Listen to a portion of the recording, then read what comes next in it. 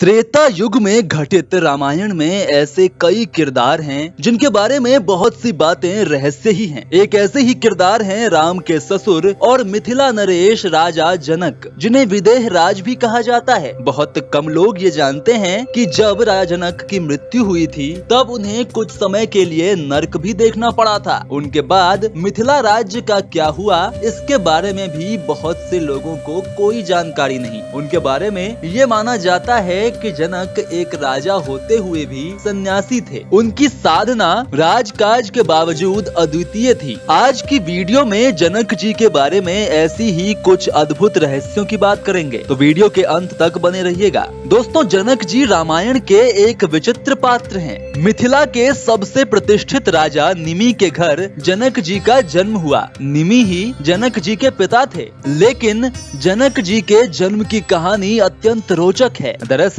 जनक जी अपने ही पिता निमि के मृत शरीर से प्रकट हुए थे। जी हाँ, निमि ही इक्ष्वाकु के पुत्र थे और मनु के पौत्र थे। पिता के मृत शरीर से ही प्रकट होने के कारण उन्हें जनक कहा जाता है। जनक जी का असली नाम शीरध्वज था और उनका एक भाई भी था। उनके भाई का नाम कुशध्वज था। जनक जी और उनकी पत्नी सुनैना को बहुत समय तक कोई संतान नहीं थी, जिसके बाद उन्होंने देवताओं को खुश करने के लिए खेतों में हल चलाया और इस तरह भूमि देवी से उन्हें नारायण की लीला के लिए सीता माता की प्राप्ति हुई। इस तरह जनक जी प्रभु श्री राम की लीलाओं के प्रमुख पात्र थे। लेकिन विदेह राज सिर्फ यहीं तक सीमित नहीं थे, बल्कि जब उन्होंने अपने योग बल से अपने शरीर को छोड़ा तब उन्हें लेने के लिए देवलोक से एक रथ उतरा और देवदूतों के साथ वो आकाश मार्ग से जाने लगे। लेकिन रास्ते में उन्हें नर्क के भी दर्शन करवाए गए और इतने में वहाँ यमदेव भी पधार चुके थे। जनक जी ने यम से पूछा,